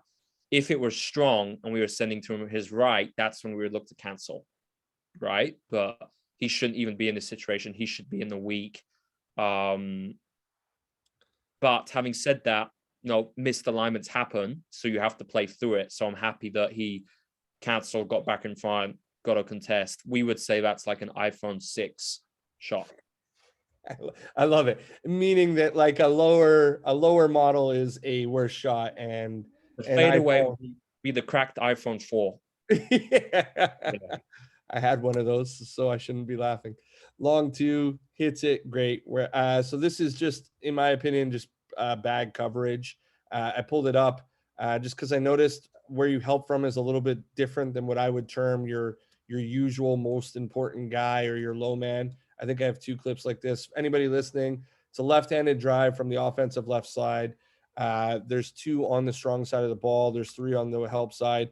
And he just basically finds a little sliver between the post defender and the ball defender who's trying to catch up, Euros through. And I'm not even really sure if he makes this layup or it accidentally gets tipped in, but it looks like he makes it with the left hand. Talk to me about where you help from, what you think about this. The main problem is the on ball, especially for players under 19 at this age group. So we lock left. So we do Dave Smart stuff. Right. But Vit, and this is a big problem. This player, Stepan's a great kid. He comes from Belgium. And this is the biggest problem I had in my year there, was that no defense would ever be emphasized. And in all the skill sessions, the kids didn't get good playing against good defense. They just beat terrible defense. And then the skill wasn't retained. And this is why. And you can see if for the Stepan, he's actually offensively, he's got a nice skill set, right? But he's never going to play at any level of basketball if he can't contain the ball. Right. So for me, in this situation, I wouldn't actually be talking about the help with my team, because to be beat so easily from that situation, from that stance, that's on Stepan. That's Stepan's fault.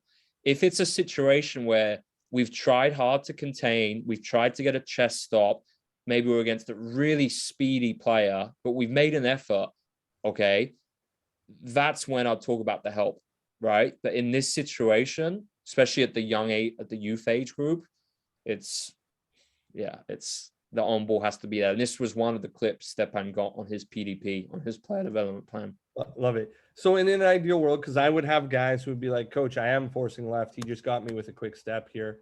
How would he be defending this on ball? And in an ideal situation, who would actually be your low man or your man coming to help? Okay, so we have done some basic peel switching, right? Looked at, but we've done it always from the weak side low man, and we haven't done it with a post. I think they tried to do it with the post in. To be honest, that could work, right? You could definitely do that, just peel with the strong side post. But so we haven't actually. Low man be this? I'm sorry, Alex. Yes, that would be the weak side low man. But in this situation with the post, I think what they actually look to do, they could just peel it with that post player and contain it 1-2, right? I'd be fine with that. But we haven't drilled it and we haven't worked on the pure switch with a strong side post. So I can't. That's another thing, because we haven't done it. I can't talk about the help here, if that makes sense, because that's on me. No, I mean, part of what you're saying in terms of teaching over a long-term plan of development, exactly. There's going to be things that are going to be ahead of where you're at, and you just have to convey that with the guys. And I know in December we had the pure switch with the strong side post on the season plan. I didn't do it because of time, but I know we'll get to it in January, and we'll look at the full pure switch rotation with the strong side post, because we've done all with weak side low man. And for anybody listening, peel switch, strong side post, if you're not familiar, and correct me if I'm wrong, you'd have this coming, and then you'd have this going in behind to the post. Exactly. Yeah. Yes. Yeah. Love it. Okay. Next one. And I'm sorry, I'm right at the 90-minute mark. Are you still good with a little bit of time? I think I'm good.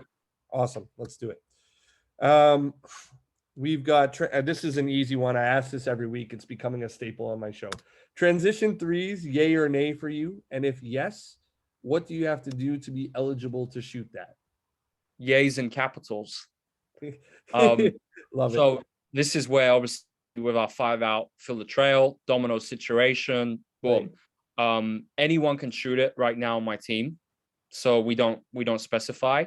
We might become a little bit more specific in the second half of the season, but I'm just gonna take my time doing that, because right now it's pretty good in terms of shot hierarchy. Like, the best players take most of the shots. Right. If it becomes a situation where my best players aren't getting those shots, then of course, I'll have that conversation, but it's pretty good right now. So we just talk about Rob shots. So it's got to be a good shot for the team. So this right here is like an iPhone. I'd say that's probably like an iPhone 11, because it's semi-contested, but it's a good shot to take, right? And Oremus is a good shooter in rhythm. So, and that's his spot, his trail spot. So it has to be good within our shot spectrum, and it has to be Rob. So range open on balance, but of course, that varies for different players a little bit. So for instance, or individual constraints, Oremus is taller and is a better shooter. So for him, that open can be less, right? Because it's hard, he can shoot over. Because his release is so high type. Yeah. Whereas for a player who's like number one, it's going to be different. So you have to respect the role of individual constraints, but we do use Rob, but the players know that it means different things to different people. So for instance, Linus can just pull up, he could take an NBA deep three and it's no problem. But for someone else who can't make that shot, then they're self-aware, they won't take it. And that self-awareness and talking about, like, it's different for different people. You've just sort of let that naturally develop in the beginning. Yes, naturally. It's all developed organically, completely organically. And of course, I'm ready to steer the conversation and talk about it. But I haven't actually had to 4 months into the season. That's a huge bonus, because you talk about, like, more of your better players getting more of the shots. Yes, That's totally. happening naturally. That's beautiful, because I've heard a lot of things like shooting ladders, or competitions in Yeah, practice. I don't like that stuff. No, interesting. Yeah. This one is the first of, I don't remember. Yeah, I think it's the second quarter here. I would call it 77, or just a double Sure. drag, where you're Yeah, attacking exactly. offensive left slot. First one rolls, second one pops. You get an open shot for the shooter. Talk to me sort of about. I mean, it's a set play. What wrinkles? How you feel about your execution? Sure. All So we would define this as a slow ball trigger, and we call it double to keep it simple. right. So I'm what I'm doing is the slow ball triggers we can still run on live ball situations, but on a make, right? Okay. And this is when the game slows down, and we would differentiate to a set because the players, they can kind of do it in a position close to their natural arrival spacing. They Okay. don't have to shift considerably to a different point on the slot to execute. So for instance, our sets, we do everything out. We have 3 sets all out of diamond alignment. We distinguish that because typically it's more complex, i.e., we have more triggers within the set, as opposed to this, where it's literally just we call this a slip and a ghost to keep the terminology consistent. A roll for us would be if you make contact and then go after. Slip would be no contact, and the same thing. Ghost would be getting out to space before making contact. Pop would be if you make contact then get out. So we would call it. So basically, double is scripted. The first guy must slip. The second guy must ghost. It's scripted. Right? So there is no wrinkle where No. it is a roll and then a pop. It's always a slip and a ghost. Always slip then ghost, right? But different things could happen out of it. So for instance, the handler could reject with all our coverage solutions. Handler could stalk the show. Right. We could pass it to the ghost and drive the read, make a closeout read. We could be open on the slip, force a tag, punish the tag, right? So it's, yes, it's scripted, but a lot of different things could happen. That's my idea of how to use these slow ball triggers and sets. Now, later on, Menelik, in the season, that will become more complex as the boys demonstrate their understanding and their competency more. So, for instance, with our pistol, we're adding loads of wrinkles, and they do it conceptually. Maybe later soon they'll be able to get to a level with the double where they add a screener, right? Maybe they ghost the first and slip the second. And this is the idea. When you teach a conceptual offense well, they demonstrate their understanding and their knowledge in situations like this, and they can do it conceptually without the traditional approach where teams would have a different call for each wrinkle, right? Instead, in my ideas for basketball, you have something like a double, but maybe by June, they could do double like 8 different ways or more. And it would not be a particular call coming. No, it would just be called as double, and then they would go off script based on individual constraints, such as shooting ability, non-shooter, time and score, matchups. So the idea is we make them really smart so they could do wrinkles by themselves just using the coverage solutions they've developed. What happens if you get caught at a particular stage? So we talk about like wrinkles per se or whatever, but let's say they can't get beyond a certain read in a closeout, or they don't know how to punish a tag in a particular instance or whatever. So that's where it's essential. All that stuff is the glue and the underlying components of the offense, Menelik. So we have been obsessive with doing all of that, because if you can't do that, you can never even think of doing this. So if your players can't read a closeout, they don't know how to set up a pick and roll, they don't know how to do dominoes, they have no idea about spacing, you can't do all this. So this is where it's conceptual offense is simple yet complex at the same time. I love it. I love it so much. All right, moving on to the next one. This is a baseline drive. This is another one sort of talking about, you mentioned you hadn't really got to where your help came from in certain instances, had you on this one. And then I asked about the X-out closeout on the second side. Anybody who's listening, basically it's a drive left-handed from almost free throw line extended, offensive left wing. There is a strong side post, and then there is, excuse me, help from the low man on the other side. And then we try to close out from that same person on the drip Yeah, back. exactly.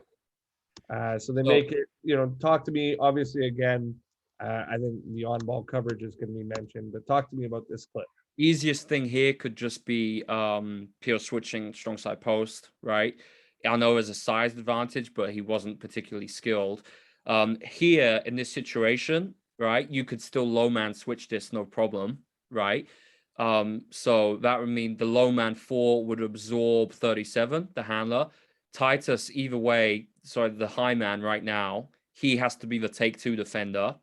And he's not, right? He's stayed in exactly the same positioning. Now, if this was called as a peel, Titus is not the take 2. He's just dropping, taking that corner matchup, and then we're like a clock in a full rotation. So then this player rotates the next spot, and the original number 0.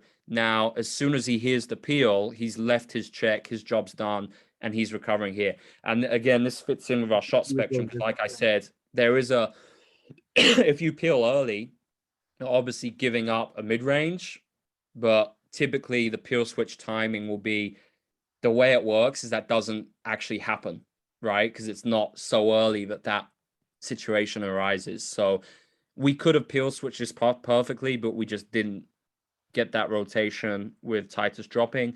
And again, this is my fault because I haven't emphasized it enough in the game model. So it's not his fault, it's my fault. So I have two solutions on there. The green one would be the peel, and then the red would be the clockwise rotation that you mentioned. Did I get that Correct. accurately? Correct. And then I had one more question. You had mentioned that from the low side, you could bring him in and he could absorb. And then Yes. this would be take 2. So let's say the first It would be a closeout is four-person rotation. Exactly. So he would where just go. in this instance, this would be the same thing where the beaten ball defender would go as a clock and Covers. come this way. Yeah, exactly. So it's basically a four-person rotation, and that would be preferred to the X out, because if it's done well with the timing, it limits the long closeout situation. And I think still, if you X out this, you've still got a long closeout on the extra, right? Even though it's Yes. a second, Yeah. a well-timed extra, it's still a difficult decision to guard, especially against a shooter. So my preference would be peel switching. I think it's disruptive, it's unique, it's something different, and I'm sure, like everyone said, I like doing things differently. So my preference would be to peel switch this well. If you do X out, I'm just curious, when you teach it, would you teach that the low man that was the help is the second closeout, or the beaten ball defender is the second closeout? I would teach it as the low man, because I just feel like it's an impossible distance. If it's the guy who's beat, I just feel like it's impossible. Gotcha. Yeah. Next clip. Still good on time, Alex. We're like we're 4 clips away, I think. Right. This is like just a 5-out up formation. So really it starts with a shallow cut from the corner. The ball gets to the top or the trail. Yeah. There are up screens on both sides. We go to the offensive left side. So basically like a flare screen for a 3-point shot. Talk to me about it. So that's just that's just delay. You can run delay either with screenaways or flares, right? So here you can see we do it with flares. Normally I think we're going to be more role specific, probably in Jan, and I will have a Remus, that tall player, handling the ball here in the trail.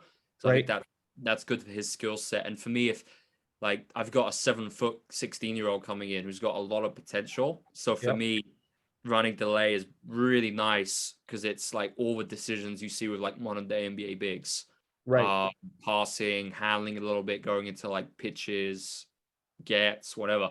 So I like delay, and it's obviously with our arrival spacing, you can flow into it really easily. And I think it's a nice one if you're ever frozen and the ball is at the top, you can just get into it really, really quickly.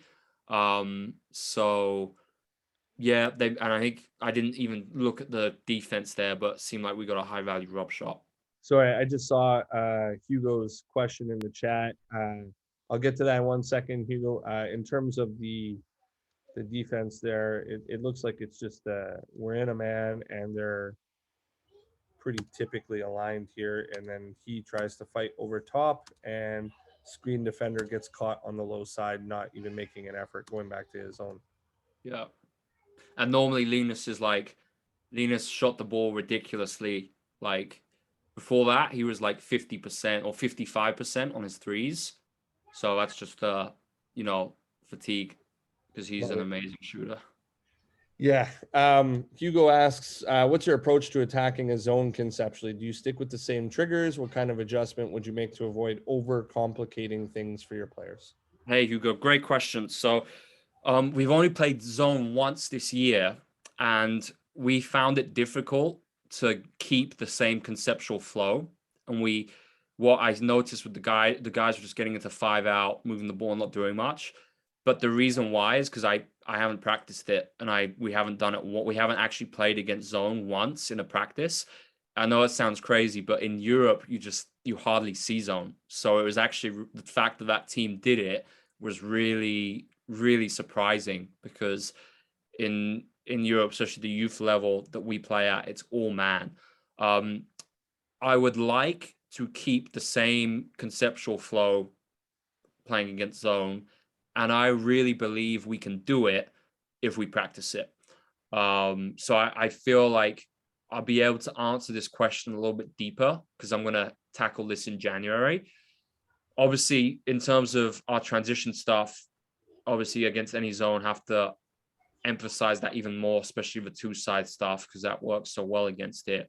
But then I would like to think that when we're running our triggers, obviously say we're using our drags and whatever, instead of like head hunting, we're more picking areas, right? And then the gets action, I think, can work nicely, especially if you're running it through the middle of the zone. So I would like to see how we do with that, and the pistol too. I would like to see kind of how it works against 2-3 and 3-2, and just play through it a bunch. So literally, I'm just going to do a bunch of 5. I'll teach them like a 2-3 and a 3-2, and then so they know what it is, like how to use it defensively. And then we're just going to play against it with the same triggers. And I'm going to let the guys problem solve and just stumble through it, and we'll look at if that works. Depending on how we do, if we can't do it, obviously I have a few ideas. It's all actually all from Chris Oliver. So blind flash. So that's basically like a weak side cut through the middle of the zone to the high post area, and then trying to create multiple 2-on-1s on the front and back side, ghost cuts, etc. Or use the cycles concept, where it's like basically creating overloads, where you send the runner through, reversal, overload the zone. So those are some things which I think I'm still going to teach to the guys, because it's useful for them to know. But our primary strategy will be keeping the same conceptual flow. I just feel like that's our strong preference. Love it. Hugo, any follow-up, or are you good? No, I'm good. Thanks, guys. You're welcome. Good to see you, buddy, by the way. Yeah, likewise. Lack of zone because it's forward frowned upon, or preference of style for play? I'd say it's more for good European clubs. Like if you see we will play some zone in the second half of the season, but not for longer than probably 7 minutes, like 8 minutes a game, unless there's like a real problem with injuries, or unless there's a team who really, which is rare in Europe, but if there's a team who completely cannot shoot whatsoever, then I wouldn't have a problem playing zone. I wouldn't, right? Because it's at this age, like, you got to be tactical and play to win. Like, because if you play to win, but you're developing at the same time, then of course it's fine. And I think too many coaches get like, they don't understand that teaching players to win is an important part of development, but obviously teaching them to win the right way. But I would say at a decent level in Europe, I would say it's frowned. No, not decent. Let's say at a good level in Europe, it's frowned upon. But I remember when I was coaching in Belgium, there was a lot of zone, but actually way less zone than in the UK. So in the UK, obviously where I'm from, unfortunately, is like lowest levels of basketball. Great athletes, but it's just the way it is because of the constraints, 2 practices a week. And I remember there was a lot of zone here. In Belgium, there was some zone, but less. More teams did play man to man, but now, especially with my guys, it's just you don't see it as much. Whether that's right or wrong, you just don't. We see it a ton in Canada. There's a lot of that. Yeah, I've heard that. So I'm going to try to speed it up because I do want to get to a little bit of your pistol action that I liked. This was just a playing in transition clip that I liked. You did sort of mention, my question was, do you have guys running for specific endpoints? I think you touched on that a little bit. Corners first. Yeah. Yeah, and then I wanted to touch on this screen a little bit because I like the way that he screened him right out and created the double gap. And then obviously you have the drop-off pass. I don't think there's anything in there that we haven't sort of covered other than just saying, good screen like that. And then next clip was a horn set that you guys ran. I thought ATO. We would never run this. This would not be in our play, but this was just an ATO. But we didn't execute it, if I remember. Right. So it's an entry to the offensive left forward, and there's a rip screen on the other side. And then I thought it was interesting that this gentleman still popped, even though he's top side denied. Exactly. And this is the dilemma, mainly between like running ATOs with different, like, because we don't really utilize back screens, rip screens, right. you want to call them. But here he should have had, Linus's decision making should have been enough to see the switch on the high side and pop. But again, because we haven't practiced it, I can't hold him accountable to that. But it's funny because we actually did it in the previous tournament and we got 2 scores out of it, which is why I came to it. And I did it because I wanted to do something just to create some separation for Linus to then get that get alone and have that ball in space. But it didn't work here. But I love the fact we are re-triggering. So immediately we're going straight into the next action, the next trigger out of our mid pick and roll spacing. Right. And trying to start dominoes. And then, so my question in it was, when he comes and gets the ball into this top ball screen action, is the rescreen or the Ricky, I don't know, whatever you guys would use terminology. We call it twist for a pick, Ricky for a screen. One more time for me, sorry. Twist for a pick, Ricky for a screen off the ball. Twist on the ball for a pick, Ricky if it's a off ball screen that's reset. That's actually really interesting to me. So for me, what I've heard up here was twist is when you approach on one side and then you flip it to the other side. We call that a flip. So twist for us would be if it's a second attempt to pick, typically against the under. So this would be a twist for you then, if I'm correct, right? Yeah. Awesome. So when he twists this, is this an automatic or is he trying to roll on the single side? What is that the way that it's drawn up? Or? All right. So on the twist, again, we work on this in our sports study games. Few things you could do. You could twist and hit and hold and then roll, right? You could reject the twist. You could slip the twist, or you could ghost the twist. Wow. You got a lot. Right. But because it's all stuff they know, it's just reconnections, right? Because they know what those things are because we worked on it. And now we're just applying it in more detail to this specific twist situation. So here you can see he slips the twist and then it's just applying coverage solutions and reads, really. Right. And obviously there, I think, to be honest, I think the timing's late because Linus needs to be scanning more here.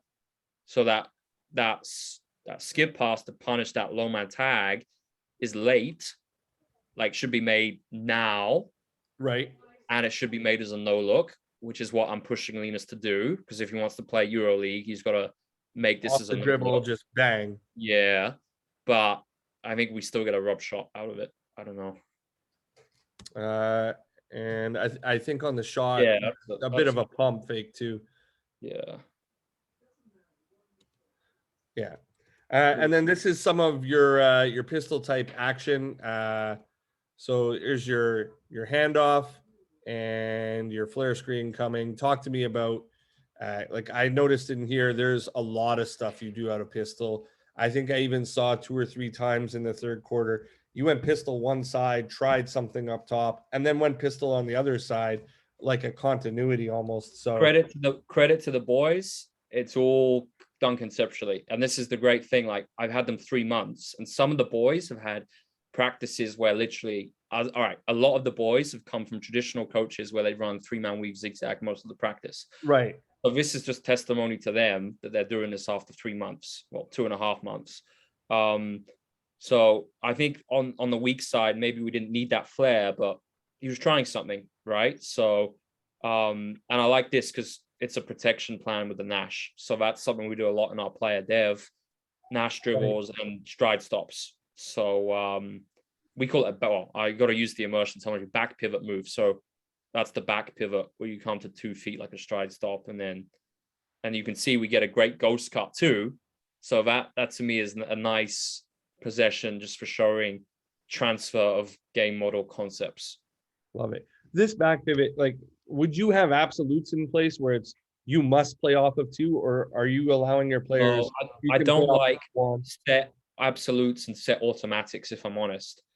Like, I don't know if the stuff I do is really automatics, like saying, for instance, all right, maybe if I'm saying, all right, you got to slip, flip, or ghost every screen, maybe that isn't automatic. I don't know. It depends how you look at automatics, but right. I give them a choice with everything, and they can, we have a structure, but they can choose based on the moment in time, what they feel is best. So for instance, again, this is why more coaches, I believe, need to know CLA. If there's a big player, we do not need the back pivot. They could just go straight up, right? Whereas if you're a small player, the back pivot becomes more important, right? So especially for Max here, on his PvP, for the first 2 months, it was just protection plans, Nash dribble, back pivot. Because every time he was finishing off one, most of the time in practice, he was getting blocked. So it's like, I don't like absolutes, but I'm big on individual constraints and players understanding what may be more effective for them. Love it. Reverse pistol bump flare is what my note is. I think this is almost like a reverse pistol action that you ran a few times, where you run the get sort of in the center of the floor. So we have in this, they bump it instead of getting the get, and then it's a flare moving away. Talk to me about this action, because I think I saw you run it out of a sideline. Where do you even come up with this action kind of? So just inverted pistol is what we call it. And we just spoke about it as a way to be deceptive, because what we don't want is the other team to always see we're entering stuff on the wing, because then they can disrupt it, right? So, I mean, if they deny it on the wing entry, we would probably just ghost screen it, and the player ghosting would then come off the flare, if you follow. But one way we can be more deceptive and keep the defense guessing is running our offense in different locations. So obviously just doing this is just one way we go off script a little bit. So we're still keeping the core sequence of pistol, but again, we're doing something different. And for instance, another thing we do is instead of coming for the get, so it's get flare, sometimes the passer will just fake they're coming off for the get, but they don't, they come off the flare. And again, it comes down to the keyword deception. I love it. And I drew this on just the reason I'm calling it reverse pistol, because some people might not get it from this particular one because number 4 bumps and he's the person coming off the flare. But I've saw this action a few times where 4 would pass and then he would come and get, and then the person who gives the get is the person who's coming off of the flare. So in essence, it's handoff ball screen, same idea as pistol. Exactly. And I really liked it. It was good action, so I definitely wanted to get to that. Nice. Sorry, let me clear that. Clear my drawings. And I believe that was it. I think I have 2 or 3 more, but I think they sort of cover a lot of the things that we talked about. Help side timing, and help side timing was the last one. So Alex, you've been more than patient with me. I really appreciate. We definitely went a little bit over in the timing, but this has been one of my personal favorite ones. Oh, thank you. Appreciate that. And I mean it sincerely. Like, if you actually went through all the episodes, I don't really say that to people at all. In that, I just think that I had somebody once on here say, like, this element, the preparation and what goes in, is my World Series, and the execution out there is their World Series. And I find it,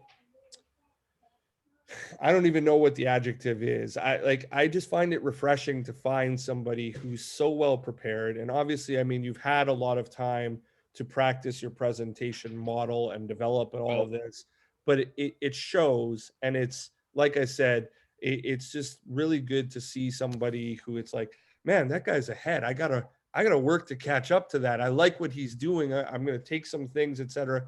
And like, I don't know, it's awesome. Thank you so much for taking the time. It's my pleasure. Thank you so much. The questions were great, and it really helped stimulate some thought. So thanks for the great questions.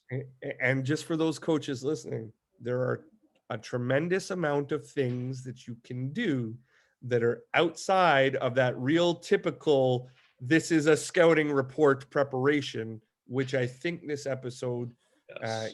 humbly has really shown. Kudos to you for that, Alex. But like, yeah, this was awesome as a coach to be able to sit down with you. Thank you. If you want to hang around for a minute or two, I'm going to stop the recording there. Feel free if you got to take off, etc. But I'm going to shut it down here. All your listeners, thank you so much for joining. I really appreciate coaches that jump on. Thank you. Alex, again, super thank you. And see you guys next week.